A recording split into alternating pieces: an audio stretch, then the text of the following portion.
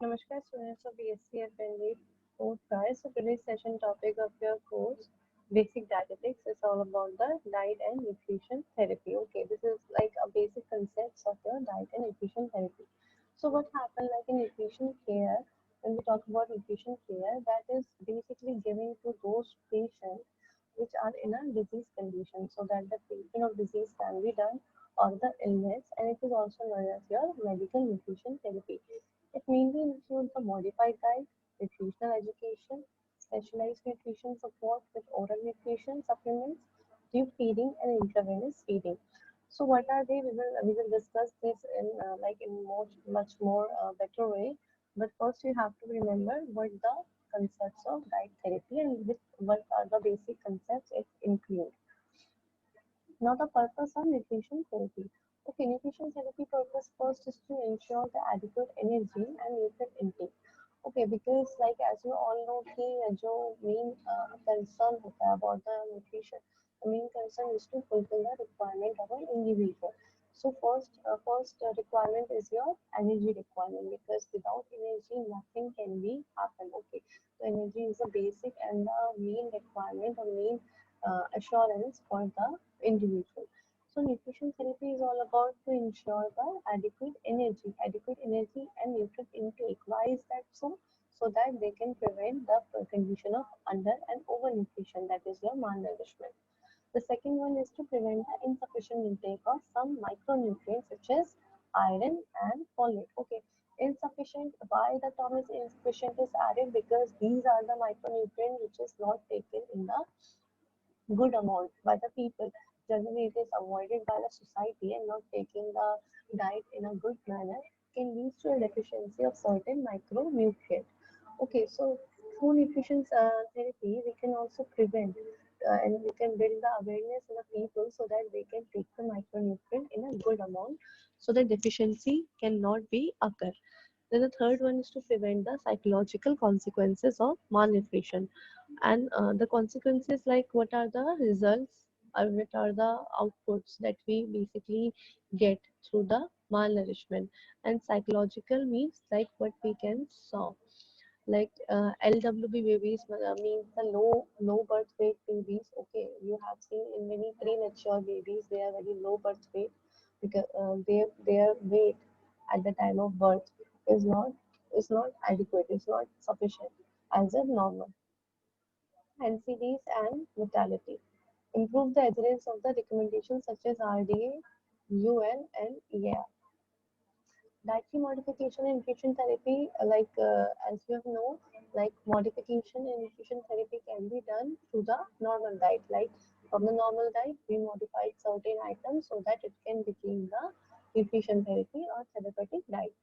So what are the dietary modification and what in which aspects we can done? Like regular, liquid, soft, diabetic, low calorie, high calorie, low cholesterol, fat restricted, sodium restricted, and protein. And in protein, it is bland and low residue. So these are some of the common dietary modification that is done in our nutrition therapy. Other than this, there are various modification, but these are the common ones. And this table you can see in this table what we have categorized like your regular diet, your liquid diet, and your full diet. In what area, in what context they are used, what kind of food are allowed in this, and what kind of foods are not allowed in this, and what are the nutritional adequacy and what advices these kinds of diet can be given. Okay, so regular diet is what kind of diet like with what you are taking in your regular manner, your daily life. Okay, so all the foods is avoided and none of the foods is not allowed it. And nutrition adequacy is like adequate if consumed as ordered. मतलब कि जितना requirement है उतना लिया है then it is adequate. Likewise, these they are liquid diet description, full liquid description, mechanical or soft dental description, and pure descriptions. So you can see and you can like from this you can understand it in much more better way. Now the food modification. Food modification is like food, particularly those provided by the oral route may be modified. Okay, means आप oral route से जो food दे रहे हैं person को आपके patient को That should be modified on the basis of उसकी nutrient needs क्या है, न्यूट्रिएंट्स कितने सर्वाइव मतलब कितने सप्लाई किए जा रहे हैं जिससे कि उसकी रिकवरी पॉसिबल हो सके. Then the energy of it is decrease and increase depending on the type of illness and metabolic demand. Then the preparation and flavoring and seasoning. Okay, मतलब low level में जैसे आपका होता है low level encephalitis, diarrhea, gastrointestinal problem. So in this we can recommend your food modification. The second point is these modifications affect the client's livelihood of expectants.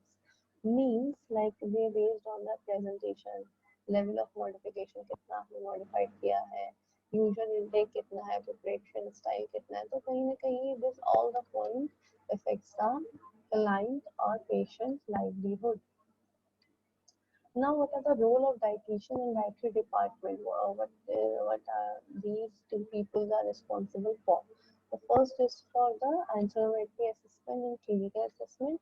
Why is that so? Because they can, from this, they can assess whether the person come into the which category of malnourishment or which category of your health, whether he or she is normal or underweight or overweight. Then they recommended the appropriate biochemical tests that are need to be determined and deficiency. And in clinical assessment, as we have seen, like in clinical assessment, what happened, like people usually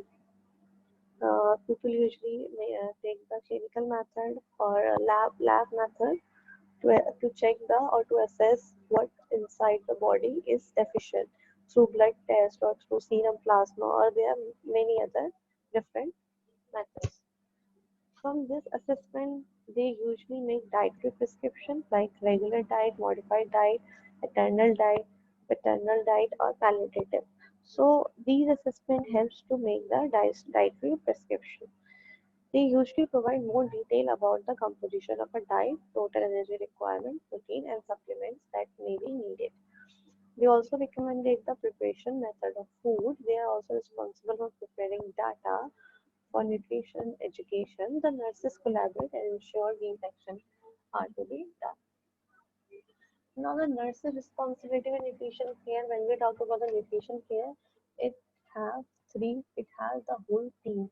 The first one is the doctor, second is your dietitian, then your nurse, and then your pharmacist.